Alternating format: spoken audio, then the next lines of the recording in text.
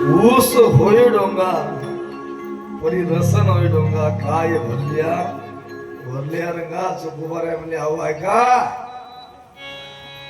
डोंगा म्हणजे ऊस वाकडा आहे, ऊस वाकडा आहे, पण त्या ऊसातला रस फार गोड आहे, ऊस रस गोड आहे. म्हणजे वर तुका म्हणे नको वरपंग देवा घ्यावे माझी सेवा शुद्ध व्हावे. कालचा दिवशी होता आमचा पुत्र इथं बाबा बाहेरगावचे माणसं आले आणि सहज बोलता बोलता म्हणजे बा महाराज गुरु कोणाला करावं, गुरु कोणाला करावा, तो आपल्याच गावातला व्यक्ती होता बरं कोणाला करावा. मला बा ज्याला करायचं त्याला गुरु करा असा शेवटला आवडीचा प्रश्न असतो. होय गुरु करणं आवडीचा प्रश्न आहे, बळजबरीचा नाही. गुरु करणं आवडीचा प्रश्न नाही. तुमच्या मनाला सांगा ना, म्हणजे मी कसं सांगू, मला वाटते म्हणजे मला गुरु करा, मला वाटते मी शिष्य बनाव, मला वाटते चार गाडी घ्यावं, मला वाटते मग मोठा आश्रम व्हा, मला वाटते म्हणजे परिसरात मी खूप शिष्य राहावं, मी 12 महिने फुलावर चालावं, 12 महिने पैसे भरण्यासाठी व्हावं, 12 महिने भोवताला माणसं राहावं. मला वाटते म्हणजे पण तुझा वैयक्तिक प्रश्न आहे काय करायचं नाही. सांगा ना मला कोणाला गुरु करा. बोल मी काही सांगत नाही.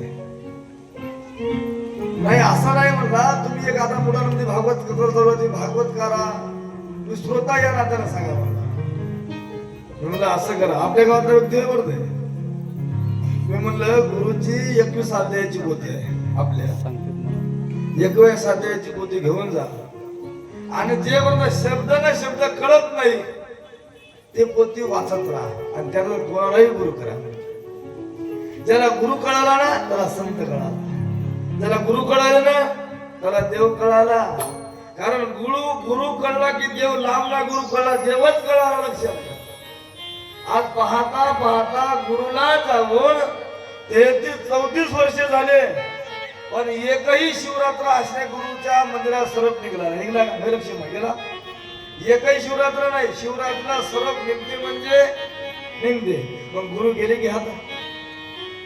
मला सांगा महिन्यात 30 कोणता महिना 30,000चा, कोणता महिना 28,000चा, कोणता 29 कोणता 31 महिना. पण प्रत्येक महिन्याच्या शिवरात्रीला बरोबर सरप येते म्हणजे येते की नाही, मग लहान येईल मोठा येईल येते की नाही. तुम्ही आम्ही फाऱ्याला असर किंवा नसर पण सरप राहते की नाही. मग मला सांगा गुरु जाऊन 34 वर्ष झाले, आता सुद्धा त्या समाधीमध्ये सरप निघून गुरु गेले का नाही. गुरु आताही आहेत आणि ज्याची ज्याची पाण्याची ज्या उद्या महाशिवरात्र उद्या हलका सरप दिसते म्हणजे समाधीमध्ये दिसते.